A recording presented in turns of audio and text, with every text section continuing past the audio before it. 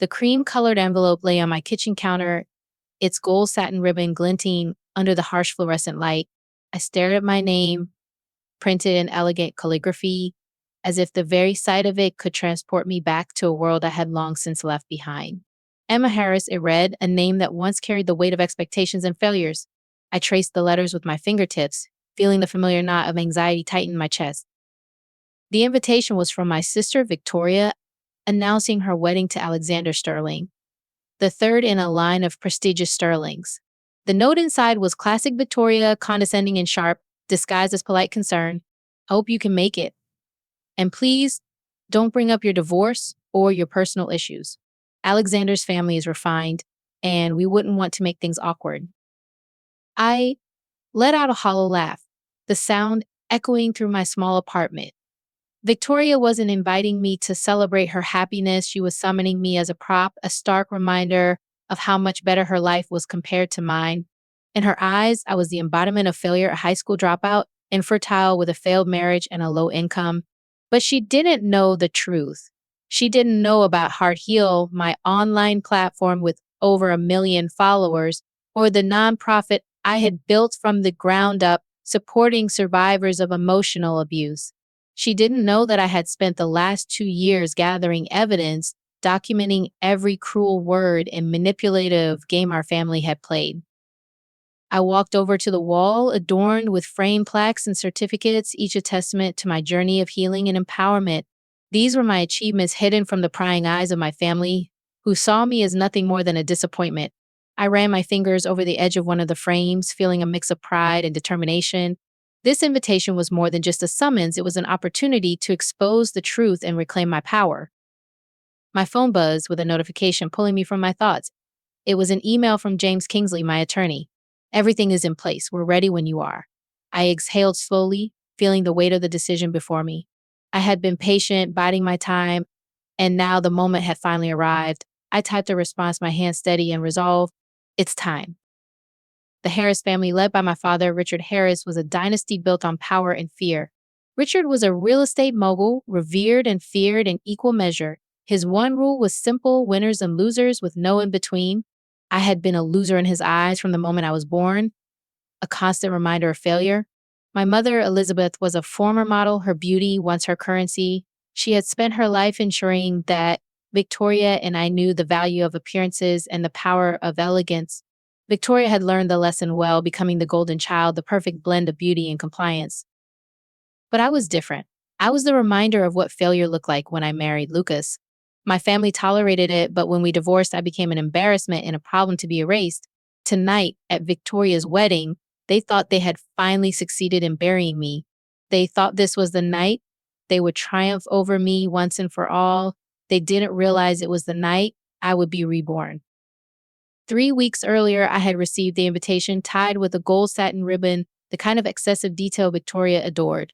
I remember staring at it, my chest tight with a mix of anger and resolve. I should have thrown it away, ignored it, but instead, I placed it next to the framed plaques on my wall, a reminder of the battle ahead. I sat at my desk, opening my laptop to reveal James' email glowing on the screen. I exhaled, my hand steady as I typed my response. It's time. The pieces were in place and I was ready to face the storm. I walked over to my closet, reaching for the dress I had chosen for the occasion, a simple navy blue dress, understated yet elegant. Tonight, I wasn't coming as the spectacle they expected. I was coming as the reckoning they never saw coming. As I prepared to leave for the venue, I glanced at the framed letter on my wall, a reminder of the lives I had touched through Heart Heal. Because of you, I left my abusive home. Because of you, I started over. I took a deep breath, feeling a sense of purpose wash over me. This was more than just a personal vendetta. It was a fight for justice, for the voices that had been silenced for too long. I arrived at the venue early, blending in with the staff as they set up the final touches. The air was thick with anticipation, the hum of whispered conversations filling the space. I slipped into the ballroom, my phone in hand, running through my final checklist. Laptop connected to the projector system, live broadcast queued up, recordings and files ready. Lucas in position. I took a slow, steady breath, feeling the weight of the moment settle over me. I had spent my entire life swallowing their words, carrying the burden of their expectations. Tonight, I was setting it all down. I typed one last message to James. Make sure this goes viral. The ballroom doors opened and guests began to filter in, their laughter and chatter filling the air. I spotted my parents at the head table, their postures perfect, their smiles poised. Victoria was glowing, her white gown shimmering under the golden lights. She had no idea what was about to unfold. I found my seat at table 8, the exile table, far from the main stage. I ran my fingers along the stem of my glass, listening as the chatter swirled around me. The orchestra played something soft and elegant, the perfect backdrop to the drama about to unfold. The lights dimmed and Victoria stepped onto the stage, the slideshow beginning as the room erupted into cruel laughter. But I simply smiled, knowing that the real show was about to begin. The grand ballroom of the Lux Grand Hotel was a spectacle of opulence, dripping in crystal chandeliers and adorned with fresh-cut roses. The air was filled with the scent of expensive champagne and the hushed whispers of the elite. I stood amidst the splendor, my heart pounding with a mix of anticipation and resolve. This was the battleground I had chosen, the stage where I would finally confront the demons of my past. As the guests took their seats, the orchestra began to play a soft, elegant melody, setting the tone for the evening. I spotted my parents at the head table, their expressions a carefully crafted blend of pride and superiority.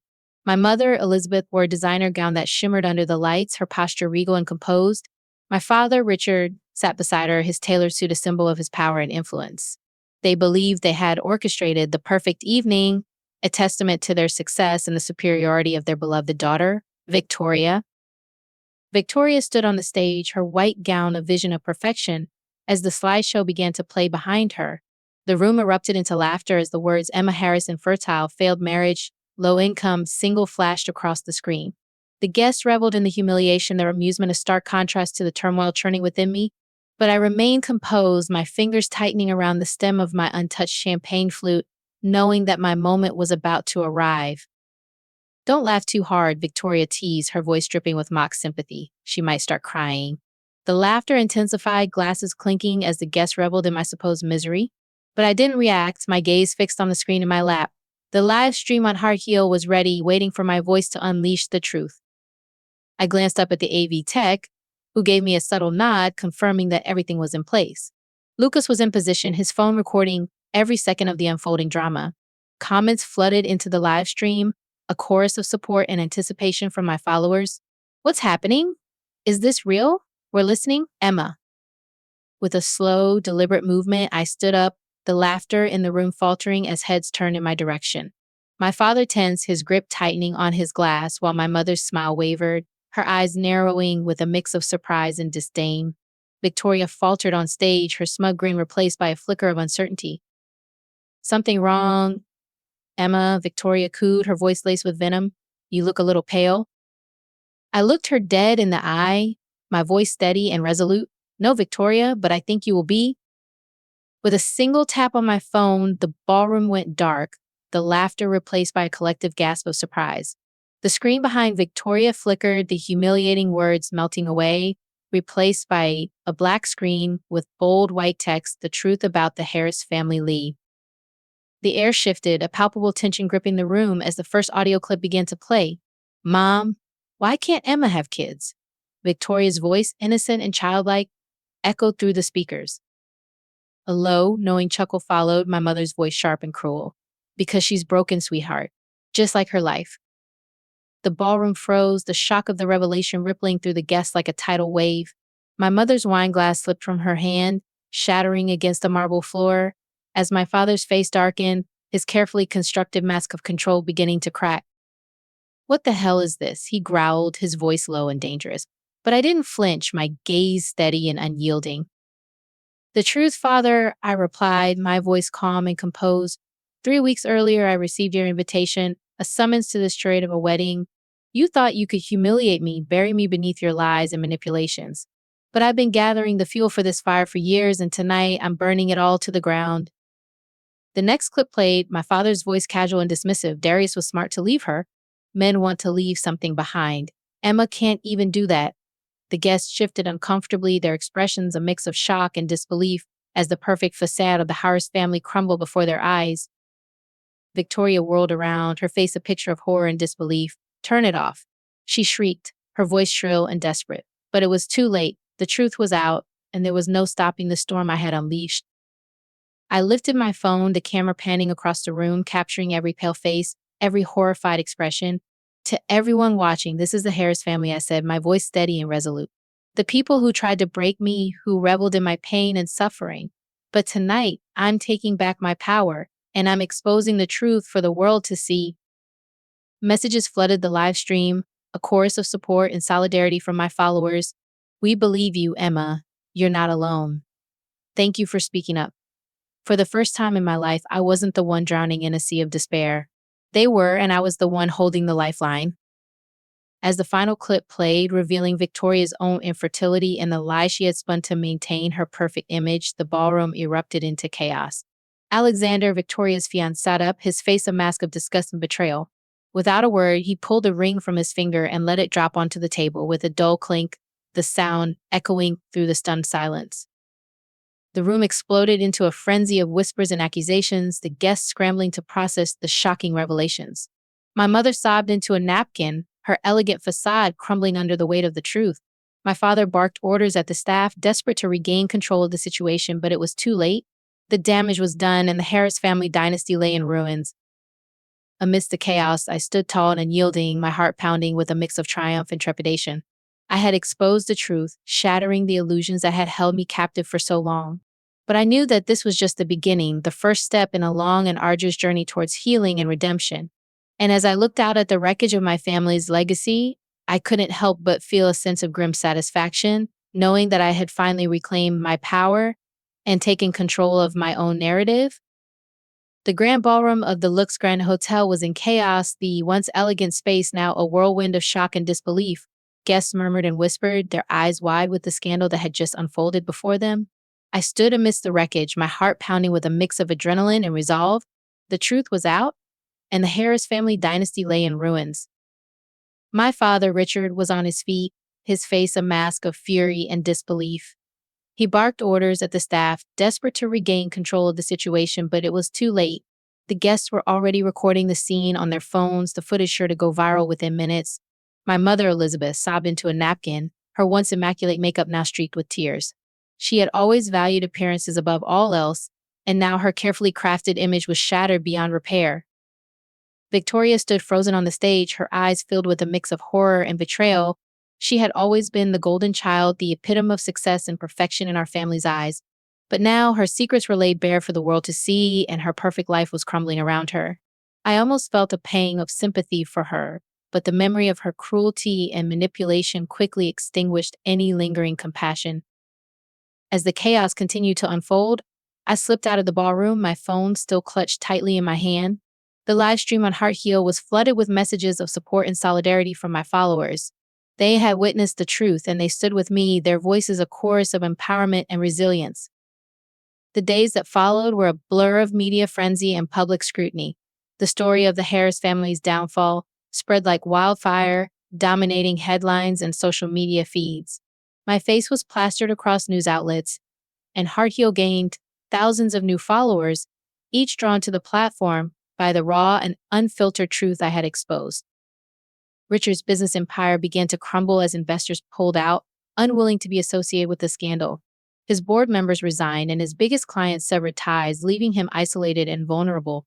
The authorities launched investigations into his financial dealings, uncovering a web of fraud and tax evasion that threatened to destroy what little remained of his legacy. Elizabeth, once the darling of high society, found herself ostracized and alone. Her friends distanced themselves, and her invitations to exclusive events mysteriously vanished.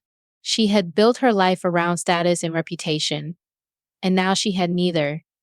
The headlines were brutal, painting her as a cold and heartless mother who had turned a blind eye to her daughter's suffering. Victoria's world was in shambles. Alexander had called off the wedding, and his family released a statement distancing themselves from the scandal. She retreated from the public eye, her once vibrant social media presence now silent and forgotten. I imagined her sitting alone in her penthouse, the weight of her actions finally catching up to her. Amidst the chaos, I found solace in the support of my followers and the community I had built through Heart Heal. I spent hours responding to messages, offering words of encouragement and solidarity to those who had been inspired by my story. Their stories of resilience and empowerment fueled my own strength, reminding me of the power of truth and the importance of standing up against injustice. But the battle was far from over. I braced myself for the inevitable confrontations with my family, knowing that they would not go down without a fight. The first came in the form of a cease and desist letter from Richard's attorney, threatening legal action if I did not retract my statements and take down the footage from the wedding. I laughed out loud as I read the letter, the absurdity of his demands a testament to his desperation. James, my attorney, assured me that we were on solid legal ground. Everything I had aired was recorded lawfully, and if Richard pursued legal action, we had counterclaims lined up and ready to go. The power dynamic had shifted, and for the first time in my life, I held the upper hand. 2 weeks after the wedding, the confrontation I had been anticipating finally arrived. I was sitting in my apartment, scrolling through messages on Hard Heel when I heard a knock at the door. I opened it to find Elizabeth standing on the other side, her eyes red and swollen from crying. She wore oversized sunglasses and a designer outfit that now seemed out of place, a relic of a life that no longer existed. "Martha," she said, her voice trembling with a mix of anger and despair, "you ruined everything." I didn't react, my expression calm and composed. "No, Mother," I replied, "you did that. I just turned on the light so the world could see it." She stepped into the apartment, her eyes scanning the modest space with a hint of disdain. "You made a spectacle of this family," she said, her voice shaking with emotion. "You humiliated us in front of the world."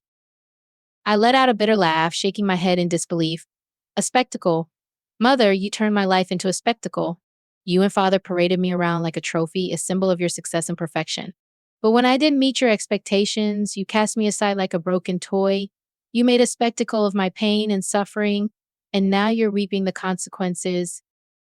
Elizabeth's expression flickered with a mix of guilt and regret, but it was quickly replaced by a familiar coldness. "You should be careful, Emma," she warned. "There are consequences to actions like this." I tilted my head, a small smile playing at the corners of my mouth. "That sounds like a threat, Mother." She straightened her shoulders, her voice steady and resolute. "It's a warning. You should be more worried about your own consequences." But I wasn't afraid of her anymore. I had faced the worst of her cruelty and emerged stronger and more resilient than ever before. I met her gaze, my voice unwavering. "You should be more worried about your own consequences, Mother. You reaped what you sowed, and now you're paying the price." With that, I closed the door in her face. The finality of the gesture, a symbol of the new chapter one was embarking on. For the first time in my life, I felt truly free, unburdened by the weight of my family's expectations and judgments. And as I turned back to my apartment, I knew that the battle was far from over, but I was ready to face whatever came my way, armed with the truth and the unwavering support of the community I had built. The storm that had engulfed my life in the aftermath of Victoria's wedding began to subside, leaving behind a landscape forever altered. The Harris name, once synonymous with power and prestige, was now tainted by scandal and disgrace. The headlines had moved on to the next big story, but the echoes of our family's downfall lingered, a cautionary tale whispered among the elite. My father's real estate empire lay in ruins, a casualty of the public scrutiny and legal investigations that had followed the revelations. Richard, once a titan of industry, was now a ghost of his former self, his proud presence reduced to a shadow haunting the remnants of his crumbled legacy. I imagined him sitting alone in his empty office, the weight of his actions finally catching up to him. My mother, Elizabeth, had vanished from the public eye, her once vibrant social life now a distant memory. The invitations had stopped coming, and her friends had distanced themselves, unwilling to be associated with the scandal. The last I heard, she had left the city, her penthouse sold and her social media account silent. I couldn't help but feel a sense of relief at her departure, knowing that she was no longer a part of my life. Victoria, too, had retreated from the spotlight, her world reduced to the ashes of her failed wedding and shattered reputation. I hadn't seen or spoken to her since that fateful night, but I knew that she was out there somewhere, grappling with the consequences of her actions and the truth that had been laid bare. As for me, I found myself standing at the edge of a vast and unfamiliar landscape, the remnants of my past life scattered around me like the debris of a storm. For the first time in my life, there was no one left to fight, no one left to prove myself to. The question that lingered in the air was a profound and unsettling one. Who was I now? I sought solace in the one place that had always offered me refuge and purpose, the Heart Heal office. The space was filled with the warmth of the afternoon sun, casting a golden glow over the framed letters and photographs that adorned the walls. Each one was a testament to the lives I had touched, the voices I had empowered, and the community I had built from the ground up. As I ran my fingers over the familiar frames, I felt a sense of pride and accomplishment wash over me. This was my real family, the people who had seen me for who I truly was and had stood by me, even in the darkest of times. I thought of the countless survivors who had found their voice through Heart Heal, who had reclaimed their power and begun to heal from the wounds of their past. Their stories were a constant reminder of the importance of my mission and the impact that I had made on the world. A knock at the door pulled me from my thoughts, and I turned to find Victoria standing in the doorway. She looked different, her once polished exterior replaced by a worn and weary facade. Gone were the designer clothes and flawless makeup, replaced by simple jeans and a sweater, her face pale and drawn. For the first time in her life, she looked human, vulnerable, and uncertain. "May I come in?" she asked, her voice hesitant and soft. I nodded, stepping aside to let her enter, my heart heavy with a mix of emotions. She walked into the office, her eyes scanning the room with a sense of awe and curiosity. "So this is where you work," she said, her voice barely above a whisper. "Where you live." I corrected her gently, "Where I heal." Victoria nodded, her eyes filling with tears as she turned to face me. "I read your book," she said, her voice choked with emotion. "It was powerful, Emma. It made me see things differently, made me realize the pain I caused you." I studied her, searching for any hint of the cruelty and manipulation that had once defined our relationship. But all I saw was a broken woman, standing before me with nothing but regret and remorse in her eyes. "Why are you here, Victoria?" I asked, my voice steady and calm. She took a deep breath, her shoulders sagging under the weight of her confession. "Because I have nothing left," she admitted. "I lost everything, Emma. Alexander, my reputation, my home. And the worst part? I don't even know who I am without them." She looked at me then, her eyes filled with a plea for understanding, for forgiveness. "Did you ever feel that way?" she asked, her voice barely a whisper. I let out a slow breath, the memories of my own journey rushing back to me. "For years," I admitted. "I felt that way for years." A pause hung in the air between us, heavy with the weight of our shared past and the uncertainty of our future. Victoria's voice broke the silence, filled with a raw and genuine emotion that I had never heard from her before. "I'm sorry, Emma," she said, the words tumbling from her lips like a confession. "I'm so sorry for everything I did to you, for the pain I caused you. I was cruel and selfish, and I regret it more than you'll ever know." I studied her, taking in the sincerity of her apology and the depth of her remorse. I thought of the years of torment, the cruelty, and the betrayal that had defined our relationship. Could I forgive her? Could I let go of the past and move forward, leaving the pain and the bitterness behind? "Forgiveness isn't a door, Victoria," I said finally, my voice filled with a quiet strength. "It's a road, a long and winding one. It takes time and effort, and it's not something that can be rushed or forced."